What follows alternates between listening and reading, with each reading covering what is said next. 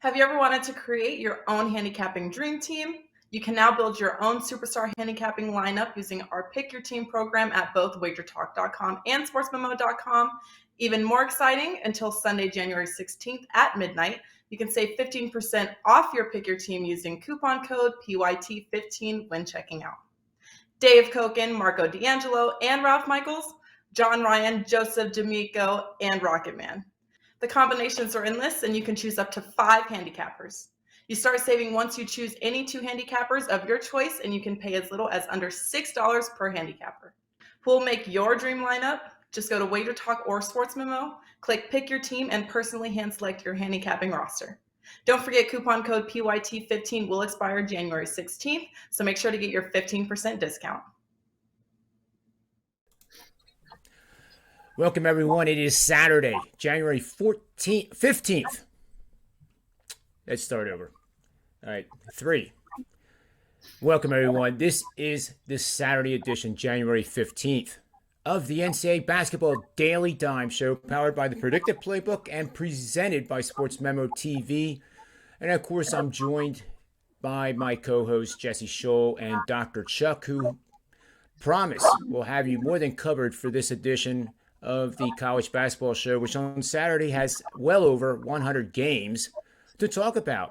But we're only going to talk about 5. And we're going to start right now with Dr. Chuck's breakdown of the Oral Roberts Golden Eagles and the Kansas City Roos. They are playing in Kansas City at the Swinney Recreation Center.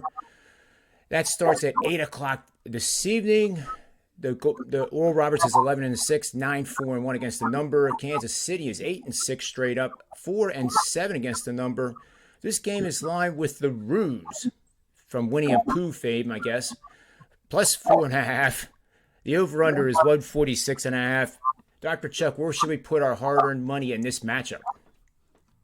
So hopefully, as you're watching this, the line's not screaming as upward as it has since last night when I put out to my clients a little bit of a slightly better number. But I would play this all the way up to 148.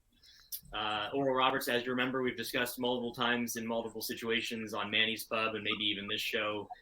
You know, this is the same Oral Roberts team that upset Ohio State last year as a 15 and then kept that run going. A couple of studs in A. Smith and O'Banner. O'Banner went to Texas Tech and left the sharpshooting kid all by himself. But this Paul Mills team runs. They want to get up and down the floor, chuck the ball. They run at about the 30th fastest pace. They don't turn the ball over, shoot threes at a rampant pace, but also don't force turnovers to the opponent. Kansas City's kind of been a team that I was pretty excited about backing at the beginning of the season. I know some other guys at Wager Talk and Sports Memo were as well. Good transfer portal job by Billy Donlin. Got, kids from all over the schools, some of the better players, especially Evan Gilliard from New Mexico State. Just hasn't looked that great. They're coming off of a win against Nebraska Omaha where they only beat them by 3 and have kind of been lacking on offense. It's the kind of defense that you want to face. Oral Roberts is favored for a reason because they played much better. But this should be an up and down, back and forth type game. Kansas City has the scoring potential. They should be able to get the ball in the hoop, and Oral Roberts doesn't have the desire to not beat you 70 or even 70. So I think even though this opened in like the 142, 143 range and it's screaming upward because Oral Roberts is an over machine, I still think it's got value if you can get it below 150. Do your best, find your best outs. If you want to look differently, if it does move the full 10 points, I don't know if I would play it above 150, honestly, as hard as I would below that. But I do think that this is a game that, especially late, as Kansas City puts the opponent on the line. If Oral Roberts is leading, they will go to the line, and Ace hasn't missed there either. And so I think you're going to get a lot of light. In the last 5 minutes, it could be one of those 30, 35-point 5-minute spots. And so I think you're going to get good value on this over. But get it at 146, 147 if you can. That's good stuff. And the Eagles are 5-0. Last 5 games as a road favorite of not more than 6.5 points. So that bodes pretty well for the over 2. And you would not bet it if it goes above 150, Chuck? I don't know if I would do like 3-4 unit play. it's just, this is a value game. I mean, if you're ready to pop it as soon as your account opens, if you got 143, it's hard to say, yeah, go slam the same number at 150. So it's just one of those spots. But there's going to be a lot of points in this game. This is not a game where the winner of this game has 60-some points. Gotcha. Well done. Let's move with Jesse Schule's first pick, and that is Stanford Cardinal is traveling to Alaska Airlines Arena, which means they're playing the Washington Huskies. This is a Pac-12 matchup, obviously, and Washington is 7-7, 6-8 against the spread, 6-8 over under. Stanford's off to a 10-4 start, but they haven't really played more than 2 games, I believe, in the last 3 weeks. And they are 7-6 with 1 push against the number. Over under is 8-6. Line for this game, Jesse, is Washington -1 with a total of 142. Where should we put our hard-earned money in this one? Well, John, you mentioned that Stanford's only played 2 games recently, but one of those was a big one. They upset USC. They scored 75 points in that game, made a lot of noise, but that's not the norm for this Stanford team. They've scored just 62 points in their next game against Washington State, and they're only averaging 67 points a game over their last 5 overall. And they're facing a Huskies team that also doesn't score a lot of points. The Huskies have just averaged 66 points per game in their last 5. The Huskies are actually a far better defensive team at home. They're only allowing 67 points per game on their home court here. And I think this is a situation where both these teams are content to play at a slower pace. The history between the 2 teams would indicate as such. The under is just 2-2 in the last 4 head-to-head meetings. However, the total was below 140 in 3 of those 4 games. And we got a total of 142 here. You might even be able to get a 142.5. The Huskies have gone under in 11 of their last 14 home games. And I just think this one's going to be a bit of a sloppy defensive game. And I completely agree with you, Jesse. I'll just add the fact that field goal percentage by the Washington Huskies ranks 334th out of 358 Division I basketball teams. They are shooting only 39.6% from the field, and I'm not making fun of them. It's just not good. They're 307th in three-point field goal percentage. And despite ranking 71st in field goals attempted per game, they don't make near enough. And Stanford, as you said, their pace is turtleish. That they plod, their ranking is 305th in field goals attempted per game. And I definitely agree with you. I think this easily goes under the total and maybe by double digits when all is said and done. Nice work. I'll add one thing, too, just for that play as well, is, as far as the Stanford goes and what have we seen recently, that was not, everything pointed to fading Stanford against Washington State. They beat USC on their home court. They didn't do anything. Kyle Smith has a real problem in the second half. They're his team's 9-7, and they've led at the half of 15 of the 16 games they've played. They just come out in the second half and they said, Stanford, take this. We're up by 12, take this win. And so I think the bettors are being confused, but they shouldn't even have had 62 points. Like Stanford should have probably had 55 points in that game. And so even just that small margin is ridiculous. Yeah, I agree. All right, so we got that one down. Pick number 3 is going to Dr. Chuck here. He has been examining the Colorado Buffaloes Arizona State Sun Devils matchup again in the Pac-12. This is at the Desert Financial Arena, 10 o'clock Eastern Standard start. Colorado comes into this fray 11-4, but only 4-9-2 against the number. Over under 7-8. The Sun Devils are 5-8 straight up for the season against the spread, 5-7-1. Over under is 10-3 to the under in Arizona State Sun Devils games. Tell us where to put the hard-earned money in this one, Chuck. Look at us back in the Pac-12 again. So if I sound like a broken record, it's because I'm on a show or I'm on a writing a play up and I am fading Colorado. It seems I know that it seems like that hasn't worked out. We got the one last time and that was a good win Arizona is in a whole nother level than the Colorado Buffaloes. But this is one of those, and this is, like I said, I've said this on the shows regularly. This is a premium play. I've already put this play out. I put this play out last night. Yes, I am usually waiting for Colorado lines to pop up, and pick them is ridiculous.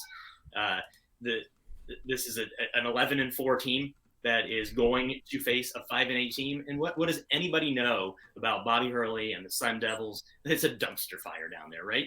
It's a dumpster. There's no Marcus Bagley. I'm assuming they just they pigeonhole this poor guy into figuring out where the hell Marcus Bagley is. The dude's not playing for this team again. He's playing in the NBA next. Like, I'm sorry for Sun Devils fans. Now Jalen Graham is hurt, which pretty much means that Jabari Walker and Evan Batty should have their way on offense in the paint. And Bobby Hurley is being faded. This team had serious COVID problems. He got COVID. And then supposedly Marcus Bagley got COVID, and that was a knee issue that would change to COVID. And so they're trying to give him hope that he's coming back. He's not. And this is a team that is almost getting points. And so it's basically a general principle. Colorado's losing this game. I think they're way overvalued in the market. Their luck rankings at Ken Pom and Bart Torvik are through the roof, and there's a reason for that. And I think this is just one of those spots where you get a 5-8 team that probably the public thinks is about 2-11, and they're hosting a team that has double-digit wins. Colorado should probably be laying 4 or 5 points just by the optics. And so taking the Devils to win it maybe easily, and probably because of the contrarian point of what you brought up, a little bit on the over as well. Yeah, I like it, Chuck. I like it a lot. Colorado is not a good team. I'm actually looking at some of their games here. They pushed against Cal Santa Barbara, 60-46. The results are just not really fun to read right now. They got Kyle Smith. Another game where Washington State led at the half on the road in Boulder, and then Wazoo comes out and just pees all over themselves. Yeah. Colorado Buffaloes are I don't know what the term is. LSU might be in this camp too, but they're an 11-4 team that has no business being 7-8. I think the term you're looking for is wet the bed. Yeah. I mean, it clearly looks like Arizona State's should. The line is way off, in my opinion. I agree with you guys that Arizona State is definitely the play here. Again, it's a game. I wouldn't be surprised to see them, win by double digits. This is a great setup in a situation to bet against Colorado for sure. All right, let's move on to pick number 4, and Jesse Schule's second pick of the day. And this one is also in the Pac-12. We're looking at the Oregon Ducks, who are taking on the Southern Cal Trojans, who have been playing extraordinarily well and ranked high in the polls. 14-1 straight up, 8-7 against the spread. So the market has priced them effectively, despite their outstanding start. The over/under is 7-8. Over/under in Ducks games so far 10-6 against the spread. They're 5-11, 10-6 overall. Line for this game sees number 7 ranked USC as a 6.5-point home favorite. Total is 141.5. Right off the top, Jesse, 6.5. It feels like it should be like 9.5. So tell me what's wrong with my assessment of that betting line. Maybe USC is the pick. Yeah, John, I think your assessment is bang on. That's part of what I got written down here in my notes. The reason you say 9.5 is likely because the Ducks were getting 9.5 points in their last game against UCLA, another top 5 ranked team. Basically, quite similar. USC, UCLA, not a lot of difference there. And of course, the Ducks won outright in the big upset. But and then on top of that, USC lost as a favorite against Stanford.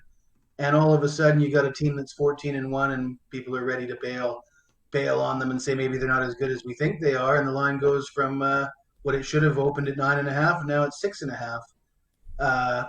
We see the Ducks getting, not enough points, in my opinion, against a top 5 ranked team. The history would indicate that it's going to be a tough spot for the Ducks. The home team has won 7 straight in the last 7 head-to-head meetings. And not one of those games was close. The closest game out of those 7 was decided by 9 points. USC beat the Ducks twice last year. Both those games they won by exactly 14 points. And the Ducks, they're getting a lot of hype because they had that one big win, but they are 4-10 against the spread in their last 14 overall. They're 1-5 against the spread in their last 6 road games. The favorite is 10-2 against the spread in the last 12. And when you're getting a discount like this, 6.5 instead of 9.5, jump on it. Yeah, I like it a lot. And I'll tell you what else I like, Jesse and Chuck, in this matchup is that I look at assist to turnover ratio and I look at each one individually.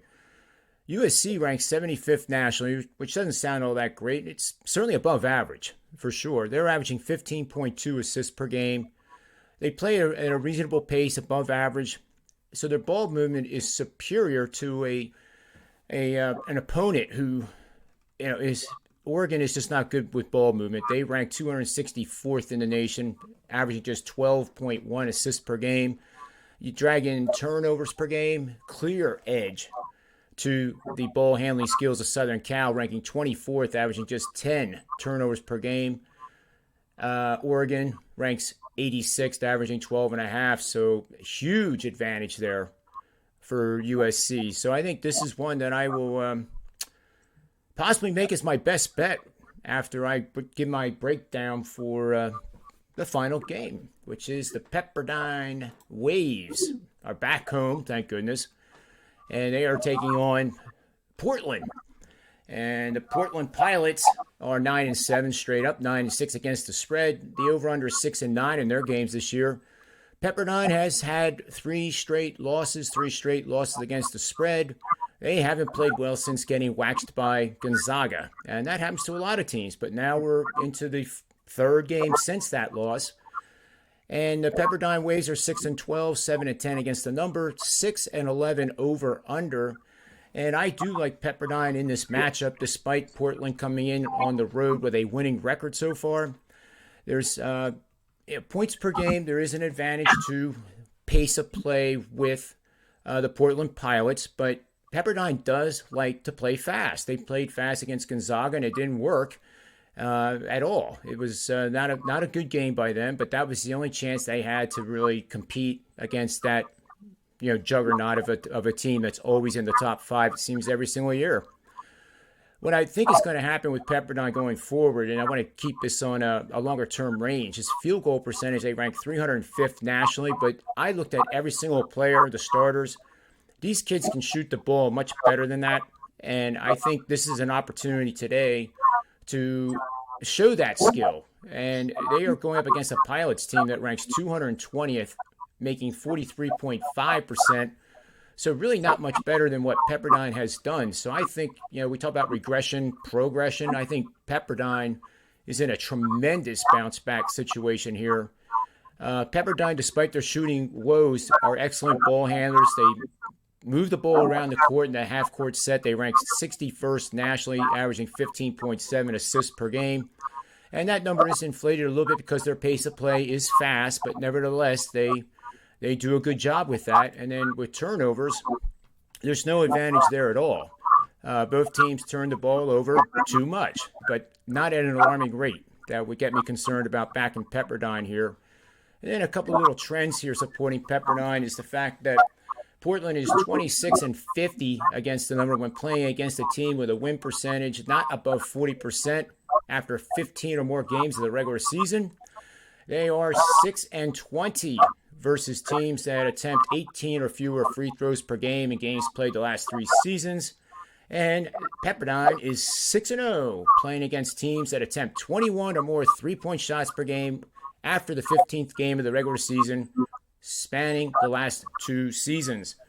So that is my pick on Pepperdine. And now let's single out 1 or 2 games. I mean, you can use the same games that we just covered, and I'll put it to you. Which of these games would be your best bet for the show? We'll start with Dr. Chuck. All right. So first, I was going to ask if we can have like a final thought, like Jerry Springer here. But I want to first off, I want to mention that Jesse hasn't lost in the last 10 years, and so you better be careful because get over to his website Or over to SportsMemo, sm.buzz/JS. I mean, this guy, he's hurting the books. All three of us are doing pretty well, actually, overall. So, I mean, it doesn't really matter if you get this in time when you watch this. Just check us out. I love Jesse USC play because it kind of reminds me. It's a situation where I think Jesse and I were both on West Virginia the other night. Similarly, Kansas, I think people have thought they've looked iffy, and now they're laying double digits to West Virginia, who's off of a couple of nice wins. Why are they begging for West Virginia money type stuff? I like that. I think his under is spot on. I want to switch gears just a little bit. Hopefully this gets off in time. Jamar Chase, right here in the middle of my shirt, is an anytime touchdown scorer, even money today, which I think is odd. And so I think Joe Burrow is going to make it a point that this is what you're going to see, kind of what you saw against the Chiefs the last time you saw everybody together. And the last time you saw everybody together, this team put up 35 points, and the Chiefs really couldn't stop them. They punted. So Jamar Chase is going to get a lot of targets, and he also can do crazy stuff with the ball. And I just think, there's a lot of value out there. There's a lot of value on points and taking the points and things like that. But if you're into props, Jamar Chase, anytime touchdown scorer is even. Awesome stuff. Let's see what Jesse has for us. Well, I don't disagree with what Chuck said about Jamar Chase, but I will say that I favor Joe Mixon on the anytime touchdown. I just think it's a little safer. I think, Jamar Chase might get that big play or get the big pass interference play, and then they'll hand it off to Mixon, and that's a lot more dependable for me. And Mixon did have a big game against the Raiders early. But we're here to talk about basketball today, and of course, I'm going to say my best bet is my best bet, which is USC, and I know Chuck's a big fan of that play, and I know why you guys are supporting me with that play because it just makes so much sense in the spot. However, I will rain on the parade a little bit because I had a very similar play the last time we did a show together, and that one did not pan out, unfortunately. But as Chuck mentioned, 10-0, last 10 premium picks, so I've more than made up for that. Well, and I didn't do you any favors last time loving your Kansas play, so let's hope we have better mojo this time. Exactly. All right, well, let's pass it on to John. Yeah, and Dr. Chuck, I think, is on a pretty big win streak in his own right. Maybe not 10-0, but it's pretty close. So, as he said, NBA. Just get all three of us. My football picks are $9. I have a 5%er. That's a little bit more than $9 going tomorrow, and it's one of the games I positively, probably the one that I like the most of the entire season. And you guys know I hate hype, and I try not to do that. And that's probably the most hype you'll ever get out of me, admitting that this is one of those opportunities I think that, Sun Tzu in The Art of War said, some battles are won before they are fought. But I will digress to the NFL, and I think you two guys are completely wrong. You never hear me say that either, do you? Hey, I like it. I think you take Derek Carr over passing yards, over touchdowns, over the number of times he says hut, hut. I don't care what the over is for Derek Carr. Just Derek Carr and over. Why? Because I think they're going to win, and they're going to score a ton of points. Because he was 11 for 26 last week, and they happened to sneak in. Ancient history. Ancient history. Oh, knock it down. 2 days before we go. There you go. This is fun. See, when I try to be a bully type host, I get it back. It's fun. Well, and I am not saying by any means that we're going to end this drought. It's a long drought for a reason. All kinds of things have happened.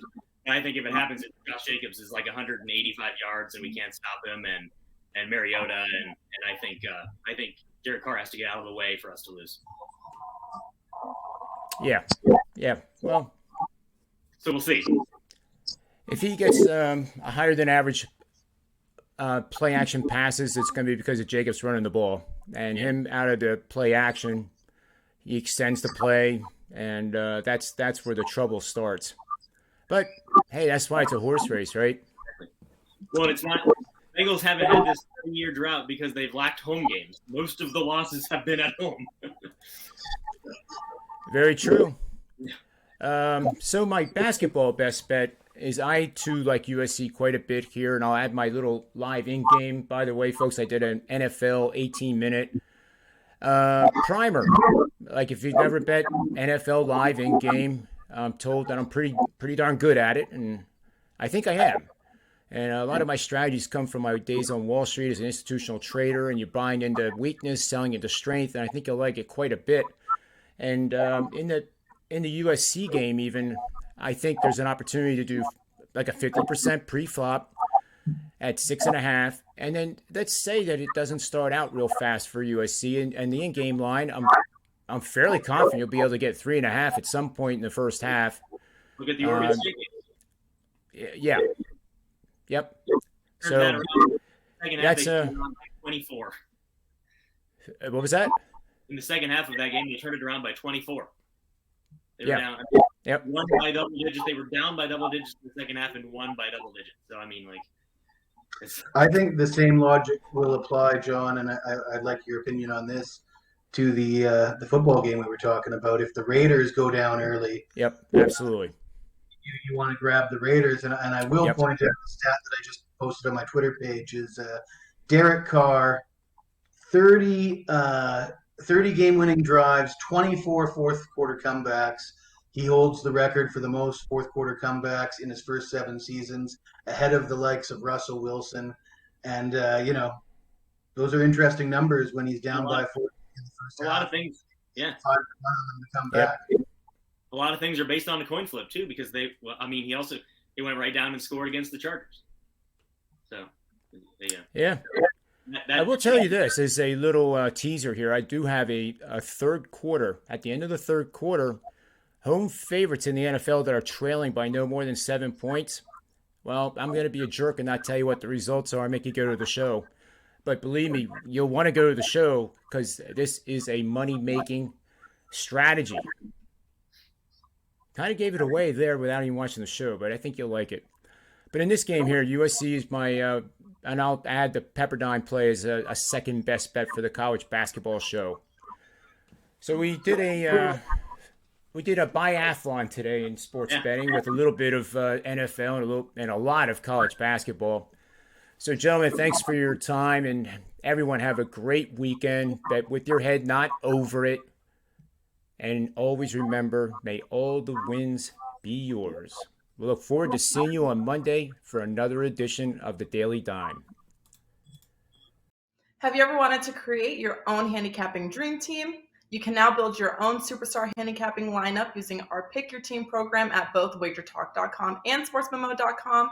Even more exciting, until Sunday, January 16th at midnight, you can save 15% off your Pick Your Team using coupon code PYT15 when checking out. Dave Koken, Marco D'Angelo, and Ralph Michaels, John Ryan, Joseph D'Amico, and Rocketman. The combinations are endless, and you can choose up to 5 handicappers. You start saving once you choose any 2 handicappers of your choice, and you can pay as little as under $6 per handicapper. Who will make your dream lineup? Just go to Wager Talk or SportsMemo, click Pick Your Team, and personally hand-select your handicapping roster. Don't forget, coupon code PYT15 will expire January 16th, so make sure to get your 15% discount.